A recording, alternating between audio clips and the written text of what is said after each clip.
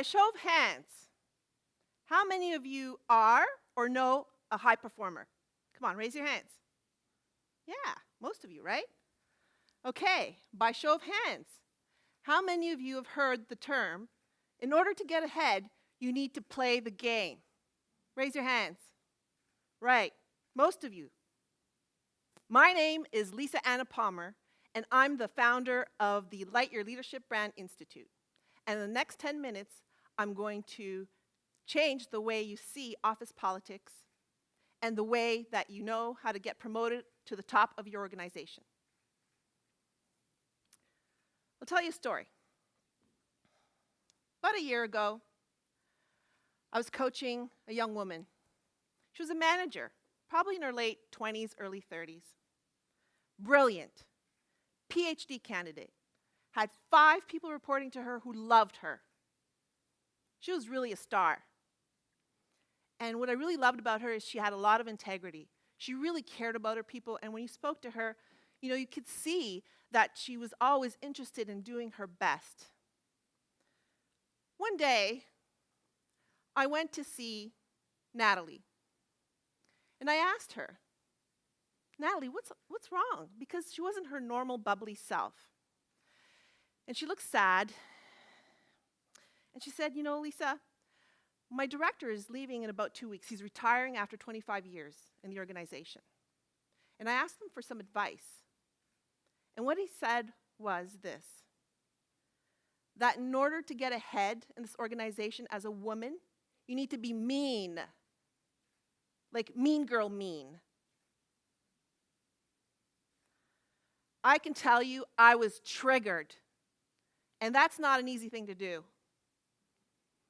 That really hit a spot with me because 20 years ago, I was in that young woman's shoes, minus the PhD, of course.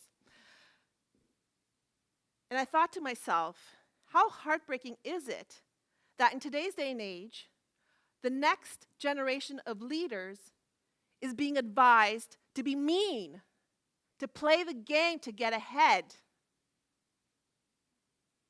Think about that for a moment. Have you ever been asked to be mean and play the game to get ahead? How'd that feel? To go against your values, to not get ahead based on your hard work and about your caring about getting great results for your organization. So I did a little research, and I found that this was prevalent. This advice was being given not only within organizations by mentors to the upcoming generation, within their successors, basically. It was also being featured in business magazines. It was being taught in schools. So I'll give you another example, a cautionary tale of a high performer. She was a director. We'll call her Amy. Amy decided to play the game, even though it went against her values. Want to know what happened? Who wants to know what happened to Amy? Right. Amy crashed and burned. She came up against some of her colleagues who had played this game their entire career. And so she wasn't used to that. She was just used to being a hard worker, a good person. She burnt out from the stress, left the organization, never came back. But there's some good news. I'm going to tell you about another story, about one of my clients. We'll call her Samantha. So Samantha called me in and said, Lisa, she had been newly promoted director. Lisa, I'm trying to fit in at the management table, but what I'm feeling is that I've got colleagues that are trying to backstab me. They're trying to take away my resources, and they're fighting over the ear of the VP. Can you imagine fighting over an ear? Right? The coveted ear. Here's my ear. I think of Van Gogh whenever I say that. So here's Samantha. She's sitting there, and she got, luckily, promoted based on her own merit. She was a wonderful person, great personality. Her staff loved her.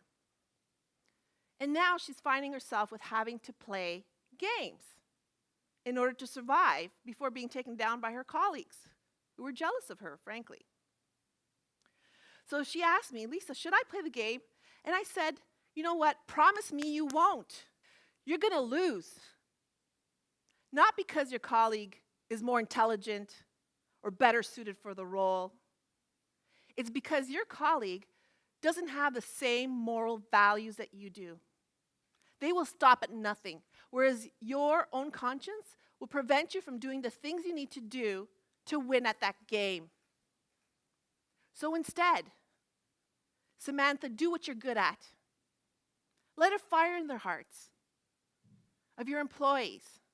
Connect with your colleagues. Impress your VP by becoming really confident and great at selling your ideas, making sure that your VP knows that you're committed to not only making your team a success, but helping make the organization a success. You know what happened? Anybody want to know what happened to Samantha? Well, let me tell you. So I saw her about 2 months later. I said, how's it going, Samantha? Well, she was smiling, she was happy, and quite frankly, she was, in her glory because she said, Lisa, I love the work I'm doing, and now I've got the VP's ear. My colleagues, I've got a great relationship, except for the one that was trying to bully me the worst. And she's actually off on sick leave. So you know what?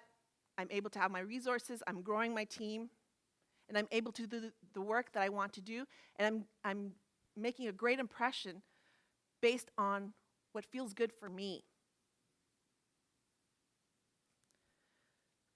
So what I take away from that is Samantha looked professional, polished, confident. She knew how to deliver a business case. And her colleague, who had been trying to suck her into playing the game, looked childish, unprofessional, unprepared, and then she had a tantrum and left. So if you are one of those high performers who really care about their work and you care about people and you want to get ahead based on your own merit and get that promotion you deserve because you worked hard your entire career and to earn money to make your dreams come true, join me by going to www.lisaannapalmer.com, and together we can make the world a better workplace. Thank you.